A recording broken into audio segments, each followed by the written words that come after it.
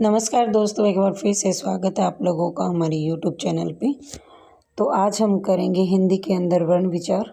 तो वर्ण विचार में सबसे पहले वर्ण के बारे में पढ़ेंगे। वर्ण क्या होता है?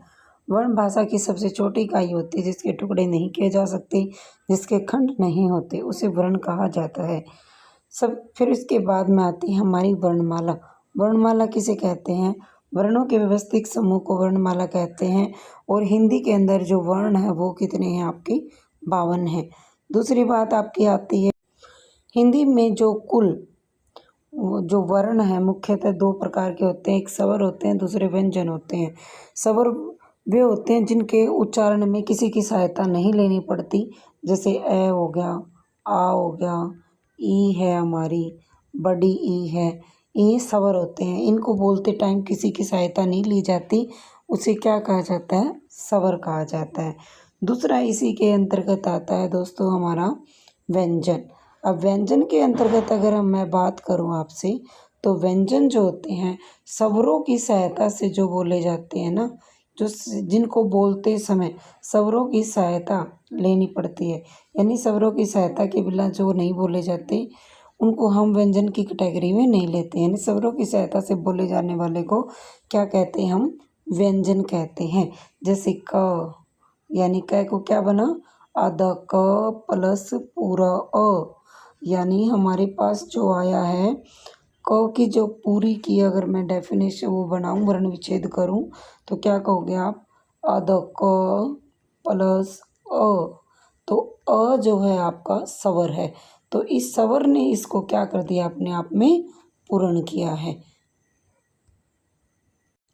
दूसरी हमारे पास जो बातें आती है वर्णों के उच्चारण जो स्थान है, सबसे पहले वर्णों का जो उच्चारण स्थान है वो बोला जाता है, जैसे कंठ, कंठ, तालु, मूर्धा,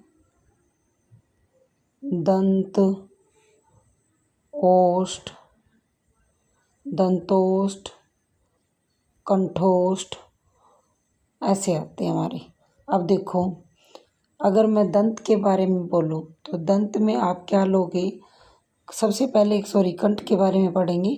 तो कंठ में क्या? कंठ, तालु, मूर्धा, दंतोष्ठ, कंठोष्ठ, दंतोष्ठ, ये आता है हमारा। तो सबसे पहले कंठ के बारे में पढ़ेंगे। अब कंठ के अंतर्गत क्या आता है? अ, आ, दो बनेंगी, ह, विसर्ग, सारी चीज़ें इसी के अंतर्गत आएंगी। और क वर्ग पूरा, क ख ग घ ड़, ये सारी चीज़ें पूरा क वर्ग इसके अंतर्गत आएगा। दूसरी बात है हमारा कंठ। कंठ के बाद आता है हमारा तालु। तालु में हमारा क्या आता है? देखिए, आ चुके थे ना, तो अब आएगी ई, यानी छोटी बड़ी ई। फिर यहाँ पे पूरा च वर्ग आएगा, च छ ज ज ये, ठीक है। और फिर साथ में आएगा यस, य श, ऐसे चलेगा। फिर हमारी जो बारी आती है कंठ। कंठ के बाद आता है हमारा कंठ, तालु, फिर आती है हमारी मुर्दा। तो मुर्दा में काफ़ी टाइम पूछा गया क्वेश्चन होता है। मुर्दा में हमारी आती है री, और पूरा ट वर्ग आ जाता है। और फिर वहाँ पे यस आता, तो यहाँ पे रस यस जाएगा, क्योंकि ये ऊष्म व्यंजन के चलते हैं सब कुछ। दूसरी जो हमारी बात आती है यहाँ पे कंठ, तालु, मुर्दा, दंत। दंत में आता है हमारे पास, दंत में आता है भाई, जैसे त वर्ग पूरा आ जाता है, त थ द ध न, फिर यहाँ तर ल और श, ये चीज़ें आएंगी। फिर कंठ, तालु, मुर्दा, दंत, ओष्ठ, फिर आएगा ओष्ठ। ओष्ठ की बारी आ गई। अब ओष्ठ में देखिए, ओष्ठ हमारे जो होठ है वो चिपकते हैं यहाँ पे, ऊ, बड़ा ऊ, प वर्ग पूरा प वर्ग, प फ ब ब म, फिर भ और म, ऐसे आएंगे। तो ये हमारा उच्चारण ऐसे ही है, कंठ, तालु, मुर्दा, दंत, ओष्ठ, कंठोष्ठ, दंतोष्ठ, ये। और एक होता है हमारा कंठोष्ठ, दंतोष्ठ आता है, दंत और ओष्ठ।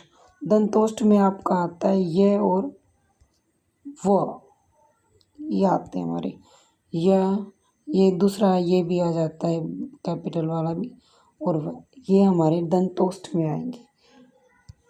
तो उम्मीद करती हूँ कि आज की वीडियो आपको अच्छी लगी होगी। मिलते हैं नई वीडियो के साथ, तब तक के लिए जय हिंद, जय भारत।